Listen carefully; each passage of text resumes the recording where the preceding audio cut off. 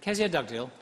Yesterday, the First Minister and I met with Brendan Cox, the husband of Jo Cox. And at that meeting, the First Minister rightly agreed that there is no place for abuse of any kind in our political debate.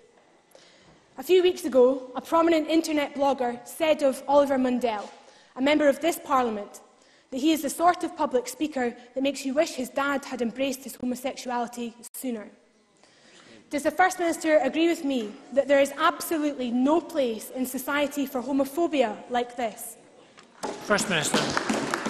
Yes, of course I do. And for Kezia Dugdale to get up here, and I'm being serious about this, and suggest that in any way, shape or form I would condone homophobia, I think is deeply unfortunate. I think on these issues, and it was indeed the kind of issue we were all discussing with Brendan Cox yesterday, all of us should make very clear that that kind of language, any form of abuse of any minority or indeed of any politician of that nature is completely unacceptable. I see abuse on a daily basis being hurled at me, at my colleagues, at people on my side of the political spectrum, and I don't hold Kezia Dugdale personally responsible for that. So we should all join together and say that that kind of abuse is unacceptable, and at least have this as an issue on which we have consensus and not division.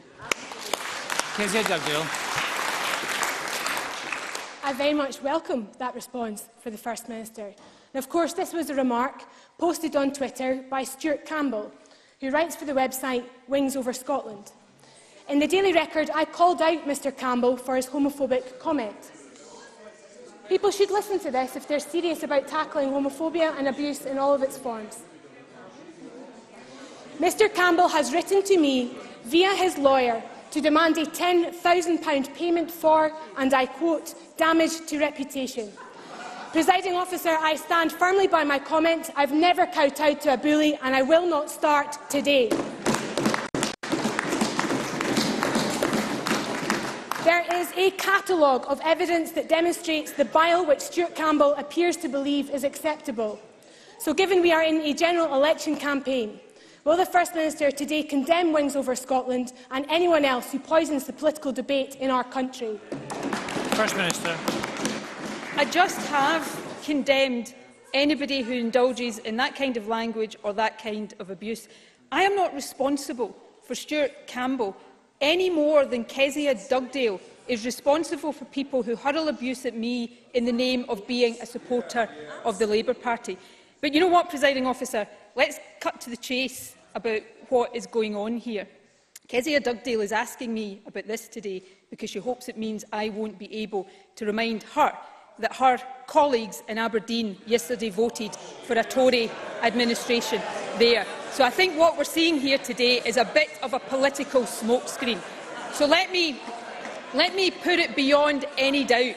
I condemn anybody who hurls abuse on social media or anywhere else, and all of us should do that. The abuse I see directed at me on a daily basis would make somebody's hair curl, and some of it does come from people professing to be supporters of Kezia Dugdale's party. I do not hold her personally responsible for that. I think we should all accept that there are people out there who will do that, and we should all unite in condemning it. Kezia Dugdale. Presiding Officer, when my colleagues do something I disagree with, I take action. I'm asking the First Minister to do the same. She might want to wait a wee second. The comment from Wings Over Scotland was published by an individual who not only distorts our political debate, but regularly spouts hatred. Yet SNP politicians continue to positively engage with him and alert their followers to his beliefs. There are a few SNP politicians who have called him out, but 44% of SNP MSPs and 50% of SNP MPs have actively encouraged him along. I have the list here, and it includes 10 government ministers, the Finance Secretary, the Justice Secretary and the Transport Minister. Social media can be a force for good. But as leaders, we have a duty to stand up when it becomes an outlet for aggression, intolerance and hatred. So I want to ask the First Minister a clear yes or no question. Will she today order her politicians and her own ministers to denounce and shun Wings Over Scotland once and for all? First Minister.